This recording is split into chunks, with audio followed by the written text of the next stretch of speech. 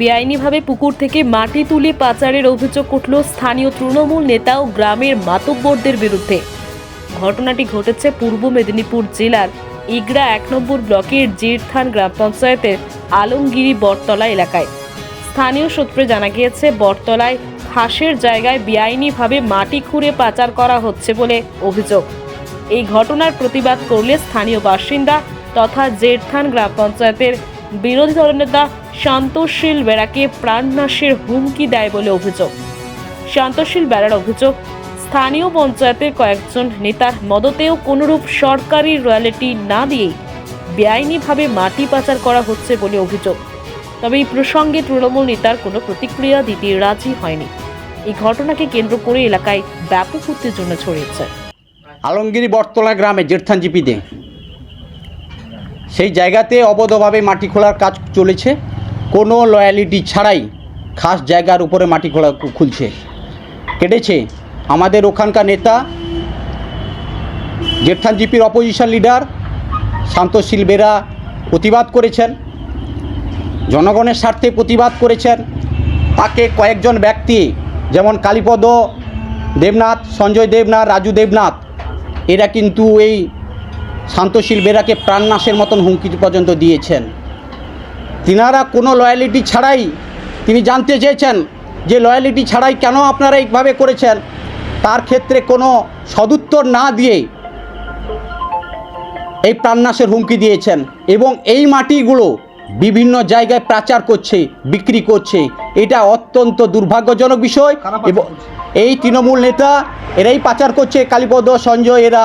এবং আরেকটা বিষয় হচ্ছে কি, জয়দেব বেরা, রতন বেরা, সঞ্জয় বেরা, বিজয় বেরা, এরা সঙ্গেও জড়িত আছে। এই প্রতিবাদ বিজেপি কিন্তু মেনে নেবে না, এই আন্দোলন করে চলবে তারা। বিজেপি কিন্তু এই অন্যায়ের প্রতিবাদ করবে এবং রুখে দাঁড়াবে। প্রশাসনকে জানিয়েছেন? প্রশাসনকে আমরা, এই শান্তশীল বাবু প্রশাসনকে অবগত করিয়েছেন, জানিয়েছেন। বিডিও অফিসেও আপনার বিএলআর অফিসেও জানিয়েছেন।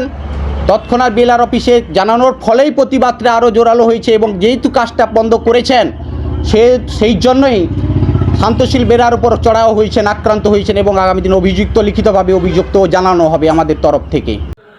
আমি আলমগিরি দক্ষিণ পশ্চিম সংসদের একজন বাসিন্দা এবং তৎসহ আমি পঞ্চায়েত সদস্য এবং বিরোধী দলনেতা।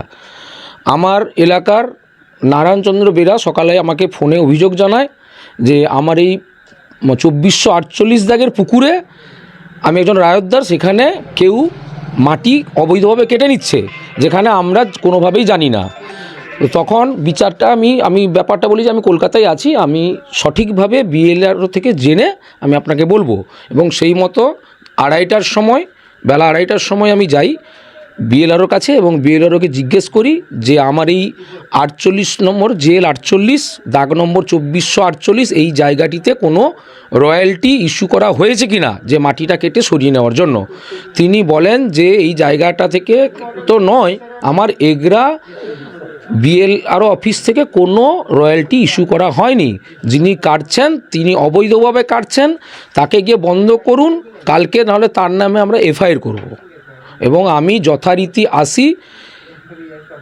জয়দেব বেরা, রতন বেরা, বিজয় বেরা, সঞ্জয় বেরা, এই চারজন একটা 40 ডেসিমিল জায়গা রায়তদার বলে তারা বলে এবং তাকে কাটতে দিয়েছে বলে আমাকে জানায়। কিন্তু আমি যখন সেখানে গিয়ে তাদেরকে রয়্যালটি চাই, তারা রয়্যালটি দেখাতে পারে না। তখন আমি মাটি কাটাটা বন্ধ করতে বলি এবং তখন তাকে জিজ্ঞেস করলাম যে আপনি কার সঙ্গে কি কথা বলেছেন। এবং থানাতে তিনি ফোন করেন, থানাও সঙ্গে কারোর সঙ্গে কথোপকথনের মাধ্যমে তিনি জানান তিনি আমাদের জিরথান গ্রাম পঞ্চায়েতের উপপ্রধান শ্রী বিজন বিহারী সাউর সঙ্গে নাকি কথা বলেছেন বলে থানাকে জানান। এবং সেটা আমার সঙ্গে যারা প্রত্যক্ষদর্শীরা সেখানে ছিলেন এরা সবাই শুনেছেন। তখন তাদের দলীয় একজন লোক কামাখ্যা কর আমার পাশে ছিল, তাকে আমি জিজ্ঞেস করি এটা কি আপনাদের দল থেকে কিছু বলা হয়েছে? তিনি বলেন না, এইরকম কোনো আমার কাছে সূচনা নেই। এরপরে যিনি জেসিবিটা নিয়ে মাটি কাটতে গেছিলেন কালীপদ দেবনাথ, তার দুই ছেলে সঞ্জয় দেবনাথ এবং রাজু দেবনাথ, তারা আমাদেরকে অশ্রাব্যভাবে গালিগালাজ করে এবং অনেক ঔদ্ধত্য দেখায় এবং চিৎকার চেঁচামেচির মাধ্যমে সেখান থেকে আমাদেরকে তাড়িয়ে দেওয়ার উপক্রম করে। এবং দেখে নেবে বলে হুমকি দেয়। তারপরে আমি তাও বলি যে আপনি দেখুন আর যা করুন, যেহেতু এটা অবৈধভাবে কাটাকাটি হয়েছে আপনাকে এটা বন্ধ করতে হবে, আমি কাজ চলতে দিতে পারি না। আপনার নাম? আমার নাম শান্তশীল বেরা, ডিগনিশন? আমি জেঠথান গ্রাম পঞ্চায়েতের সদস্য তৎস বিরোধী দলনেতা।